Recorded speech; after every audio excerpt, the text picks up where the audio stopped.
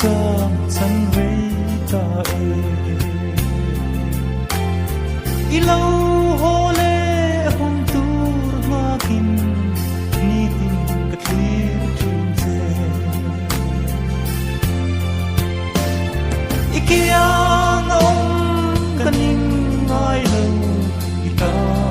kani en chim lo di kum tluang rin om ze tura kan diam dun ka i phong ze lam o chuni rein zan khol sei si ilen nakla kathir rong rong karon phang le kan su lu te ton tu om si lo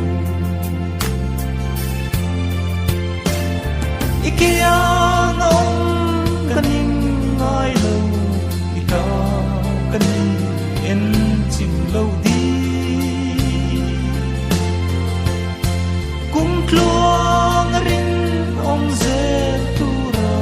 kan diam dun ka i phong ze lam o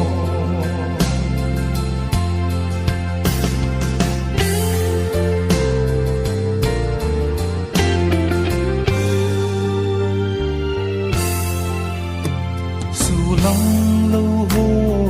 zai rel to la har lung le kabang yang kalom tikim chin tu mam pui ngai bang pui lo che